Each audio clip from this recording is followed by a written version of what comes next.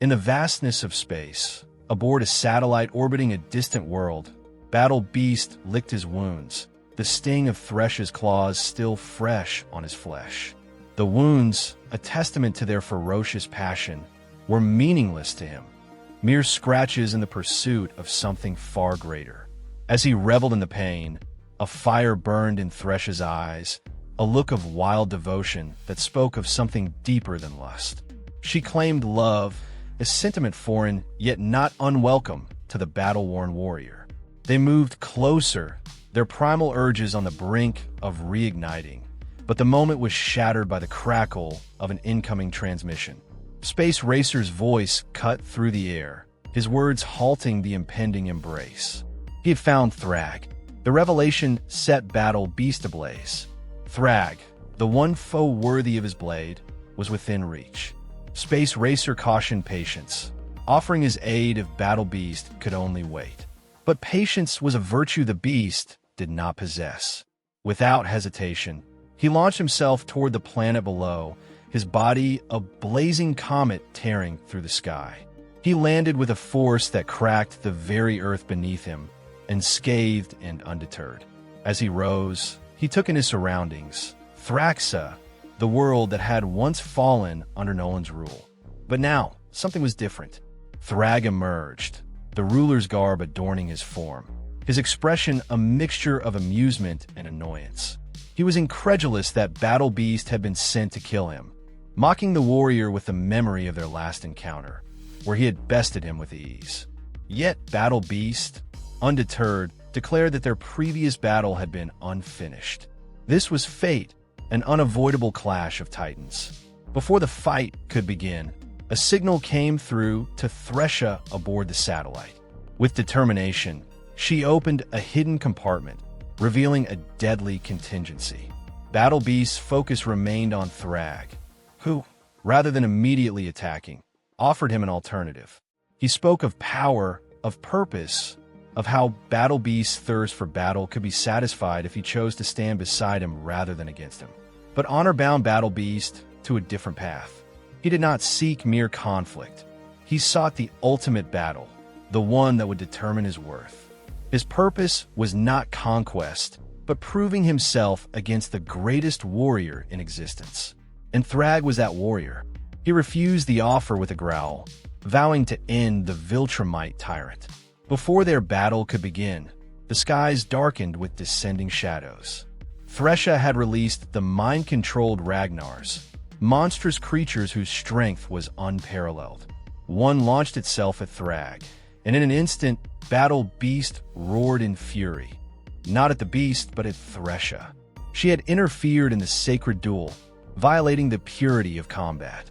She argued that she had made a promise, to Alan, to herself, that Battle Beast would survive this battle. She had done it out of love. But love was no excuse. His wrath was immediate. His glory would not be stolen from him. Even as Thragg tore through the creatures, Battle Beast fought beside him, not as an ally, but to preserve the sanctity of their inevitable duel. The battlefield became a bloodbath, with Ragnar after Ragnar falling beneath their combined might. One of the creatures managed to slash deep into Thragg's abdomen, nearly disemboweling him. Battle Beast, despite his hatred for the man, intervened, cutting the beast down before it could finish the job. Thragg, wounded but defiant, sneered at him for the assist. Battle Beast merely bared his fangs, declaring that this day had been destined for too long to be stolen by any force but their own. As the last Ragnar fell, Thresha urged Battle Beast to strike Thragg down while he was weakened. Her interference had already angered him, but now she commanded him. His fury ignited, his pride wounded more deeply than any blade could manage. The arrival of a few Thraxans to finish off the remnants of the battle only worsened his rage. This was his moment, his trial, and it would be tainted no further. Thragg, bleeding yet standing tall, dismissed the Thraxans with a simple order. The fight would proceed as it was meant to. Battle Beast, refusing any advantage, made his final declaration. This battle would have meaning. With unwavering resolve, he did the unthinkable. He plunged his own claws into his abdomen, tearing himself open to even the odds. He would face Thragg as an equal, with no wounds to exploit. He cast aside his weapon, standing ready with nothing but his own strength. Thragg, ever the tactician, mocked his choice. He spoke of his destiny, his purpose. He had been bred for war, shaped to rule, and battle beast, in his eyes, was nothing more than a misguided creature playing a fool's game. But to Battle Beast, this was no game, this was his life. And with that, they charged. The earth trembled beneath the weight of their blows.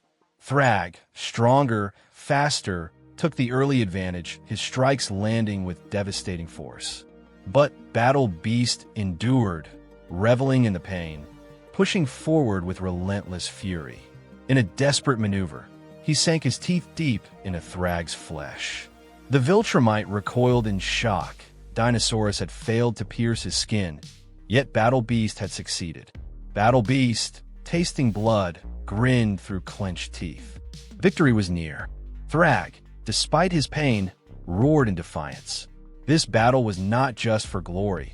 It was for Thraxa, for the future he had carved from exile. Far above, within the Grand Palace, the true extent of Thragg's plan was revealed. Thousands of Thraxan women, his chosen vessels, bore his children, each one an heir to his strength, his legacy. As one mother held her newborn son, another prepared to give birth to yet another. A new army was rising, and whether Battle Beast survived this battle or not, Thragg's war was far from over. And that's the story, folks. Please, leave your thoughts below, and don't forget to like and subscribe for more videos like this one. See you next time.